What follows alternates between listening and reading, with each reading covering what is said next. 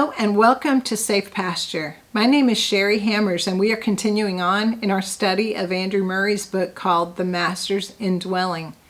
We are right now in the middle of chapter 13 talking about that God may be all in all. And that's where we left off yesterday, was talking about giving God his place. And I'm just going to go ahead and dive right in to where we left off the last time.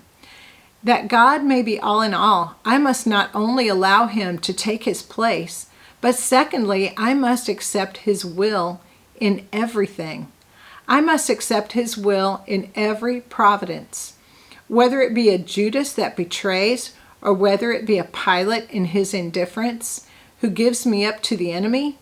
Whatever the trouble or temptation or vexation or worry that comes, I must see God in it and accept it as God's will to me.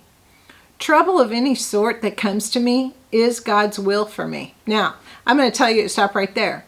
I'm going to tell you that I had trouble with this early on in my walk with God, but as I have been through afflictions and troubles, I understand what he's saying here, because God uses these things, and we'll get into this more, but he uses these afflictions as the refining fire to get the dross, to get the corruption out of us, and to build our trust in God. So I just wanted to insert that in, because I would have probably rejected this many, many years ago when I was first starting my journey with God and reading through the Bible for the first time.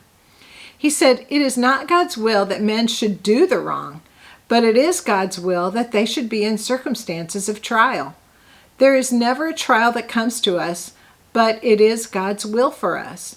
And if we learn to see God in it, then we bid it welcome." All right, brace yourself, because what I'm about to read to you, sorry, I've got irritation there.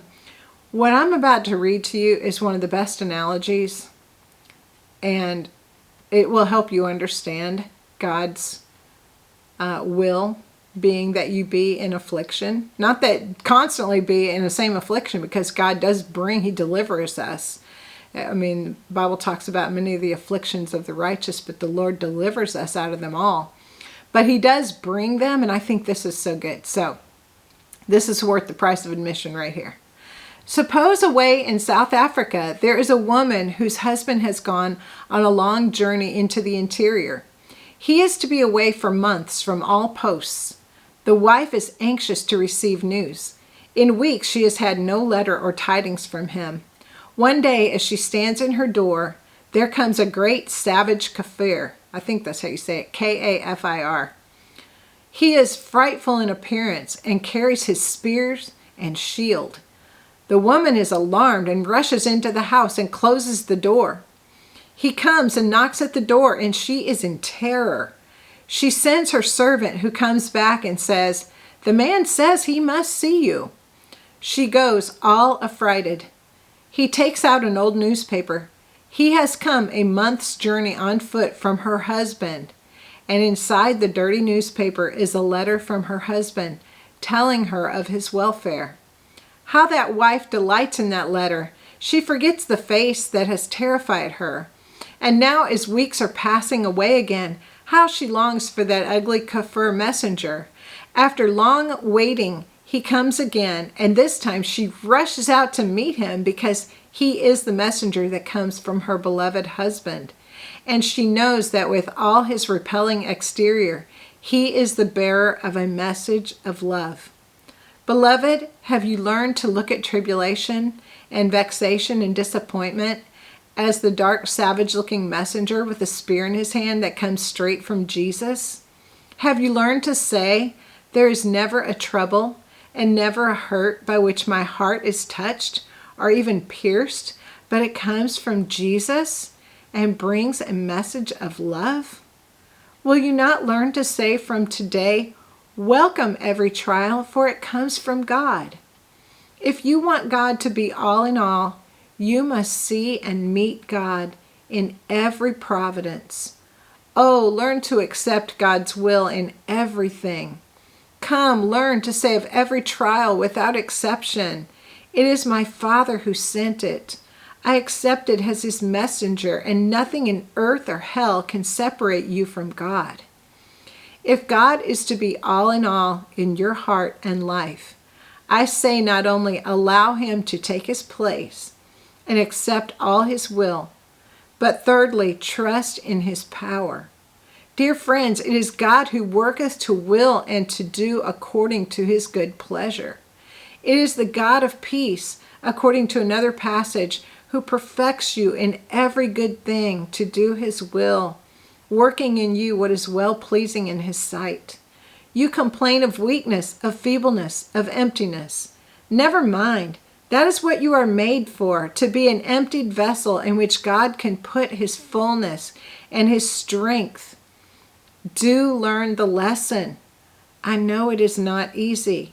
Long after Paul had been an apostle, the Lord Jesus had to come in a very special way to teach him to say, I do gladly glory in my infirmities. Paul was in danger of being exalted owing to the revelations from heaven. And Jesus sent him a thorn in the flesh. Yes, Jesus sent it, a messenger of Satan to buffet him. Paul prayed and struggled and wanted to get rid of it. And Jesus came to him and said, It is my doing that you may not be free from that. You need it. I will bless you wonderfully in it. Paul's life was changed from that moment in this one respect, and he said, I never knew it so before. From henceforth I glory in my infirmities. For when I am weak, then am I strong. Do you indeed desire God to be all in all? Learn to glory in your weakness. Take time to say every day as you bow before God, the almighty power of God that works in the sun and the moon and the stars and the flowers is working in me. It is as sure as that I live. The almighty power of God is working in me. I only need to get down and be quiet. I need to be more submissive and surrendered to his will. I need to be more trustful and to allow God to do with me what he will. Give God his way with you and let God work, and he will work mightily. The deepest quietness has often been proved to be the inspiration for the highest action. It has been seen in the experience of many of God's saints that it is just the experience we need. That in the quietness of surrender and faith, God's working has been made manifest. Okay, well, I'm going to stop right there because, like I said, this is a long chapter. But I wanted to highlight some of the things that Andrew has said to us in this portion. He said, I must see God in every vexation, every affliction, every trouble, every trial. And I'm telling you, I am trying to do that in my own life. I know it gets hard because our flesh rises up and says, this is terrible. We got to get out of this. This is, God, deliver me. And God's like, it's kind of like, I like to bake, and if I pulled the cookies out or the bread out or whatever before it's done, it's not going to be any good. It's got to finish. God's got to finish his work. The heat's got to be applied for the amount of time the heat's got to be applied for the finished product to be at its best. And God knows what that time is. He does. We don't. He knows what's going on behind the scenes. We don't. He knows what he's doing in our heart in that moment while we're in that fire. And we don't. We just know we want out, and we want out now. And God's just asking us to trust him and to be patient and to wait. He says to glory in your weakness. When Paul said, when I'm weak, then am I strong? That's what I'm understanding that in new degrees as time goes on, as God is bringing me through trials. That when I'm not over here trying to control the situation, trying to make things happen, trying to get out of the oven, right? Get out of the fire, the heat. When I'm just saying, God, you're everything, I'm nothing, just like we talked about in a previous video. When we come to him and we say, I got nothing, you're everything, I'm empty. And when we come to God, then God pours out his power on us. I've understood that when we come to God with our weakness, that's when we are an empty vessel that he can pour his power into. That's when we become powerful. Remember, God said in 1 Peter 5, it says God resists the proud. He actively fights against the proud, but he gives grace to the humble. He gives power to the humble. If you've watched my early series on humility, which was another Andrew Murray book, then humility is saying, I am nothing. I am empty. I got nothing to bring to the table. And God said, you're perfect. It's perfect. When you come to him with humility, it says he gives you grace. So if you want power, then come to God in your weakness. Because that's what Paul found out, that when he's weak, when he realizes let's just get real. Let's just get real with God and admit to our real condition. Our real condition is we are empty. It's not like we're trying to have some kind of false idea, false humility of who we are. That is the real state of affairs. We are empty. We are nothing. God is everything. And when we come to that acknowledgement, it's just like when you got saved. When you came to the acknowledgement, I need Jesus. I need a Savior. I need my sin to be dealt with. When we come to that aha moment and we give it all over to Jesus and we get saved and we turn from our sin, something happens, right? When we come to the place where we say, I've got nothing. I am nothing. I can't even have my next heartbeat without you, God. Then God's like, perfect. You're perfectly situated. Now I can pour out my power on you.